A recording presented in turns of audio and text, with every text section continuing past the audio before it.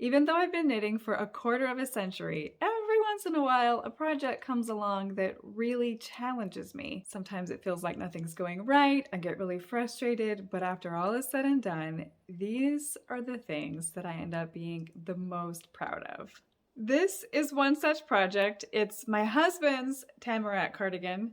Don't tell him I'm wearing it. First of all, big thanks to knitpicks.com for supplying me with all of the yarn I needed to make this free of charge. I was very excited about it. It's really soft and it was really fun to work with. The color, so rich and amazing. This is the Big O yarn. It's a bulky weight and I used the color Aurora Heather. I went ahead and put the link in the description box down below. The pattern is Tamarack Cardigan for Him by Jared Flood of Brooklyn Tweed. This is the second cardigan pattern of his that I've made for my husband. It's another great pattern, and since it uses bulky weight yarn, it actually went pretty quickly as far as sweaters go. Modifications I made, I subtracted some length out of the body and a little bit through this portion right here because my husband is a short guy. The nice thing is I can also wear it. Special techniques I had to use for this pattern. Well, not had to, got to. I had to learn the tubular cast on. I had never done it before. Yes, I know I'm a very experienced knitter and I am amazing, but I'm also still learning. So I had to look up a lot of tutorials for the tubular cast on, and there are so many different ways to do it. It was kind of overwhelming. I still need to figure out which way is exactly my favorite. When I do figure out my favorite way of doing it, I'll be sure to make a tutorial for you. So let me know if you're waiting on the edge of your seat for that and I'll snap to it. But it was totally worth the effort because I mean, look how gorgeous it is. The main stitch pattern for the body and sleeves is the moss stitch, or as some people call it, double seed stitch or Irish moss. Whatever you want to call it, it's gorgeous and it's also really easy. And I actually finished the whole thing pretty much without any problems. It all went great since I've knitted a sweater for my husband before. I knew how to adjust it for his measurements. I got it done. I gave it to him. He loved it. He sent pictures to all of his friends and he would make them feel it and hold it so they could see how heavy it is because it feels like a blanket. But as soon as he put it on, I realized that the collar was gonna bother me a little bit because the way it was laying, it wasn't laying down on this end of it the way I wanted it to. And I saw him kind of messing with it and I thought, man, I don't know, should I frog it and fix it?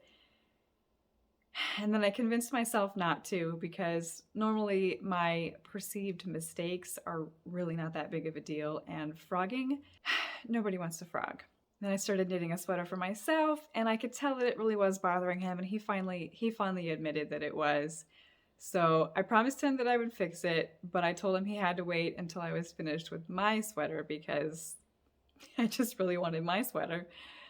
So then as I was working on my sweater, I ran out of yarn and I had to order more. So while I was waiting for that to arrive, I went ahead and did the surgery required on this guy.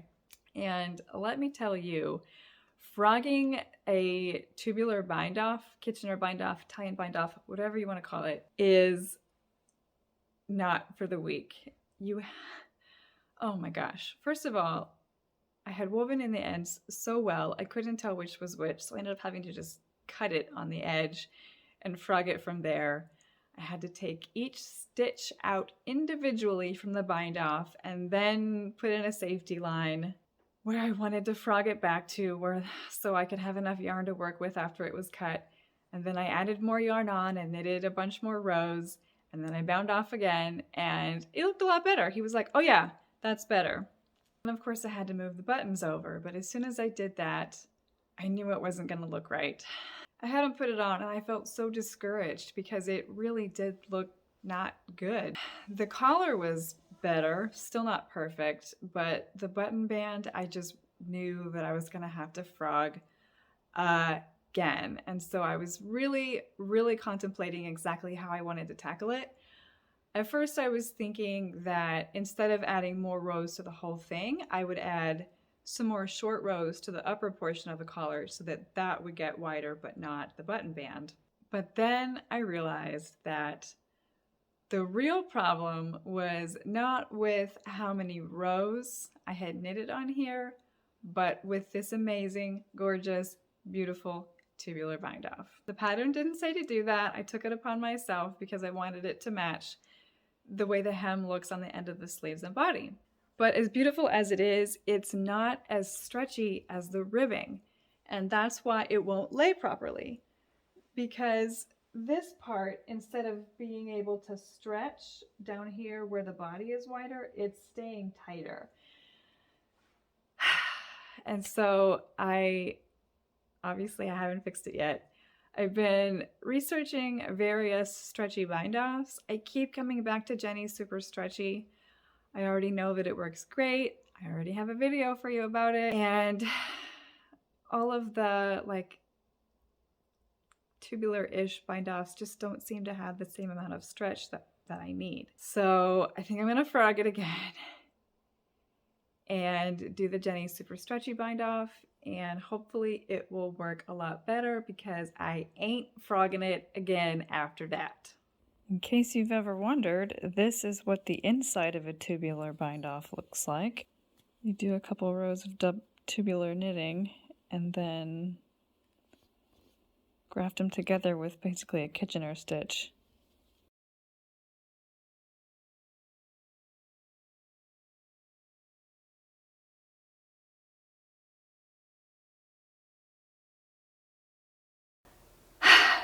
It's done. I did it. I'm happy with how it turned out. When my husband tried it on, he instantly was like, oh yeah, that feels a lot better. And I was right. When I did the Super Stretchy bind off, it allowed the collar to spread out more on this edge rather than drawing in. So it is much better. I pulled out all the tubular bind off. It took a long time, but I did it. I ripped back through the rows of double knitting that I did, and then I did another row of regular ribbing, and then I did my Super Stretchy bind off, which is much faster than the tubular bind off, so that was good since it was my third time binding off these 200 and something stitches all around here. I did make him try it on before I wove in the ends this time because I was like, Lord, if this doesn't work, I'm not gonna go digging for ends again. I of course had to take off the buttons also again and sew them on again, but it was all worth it.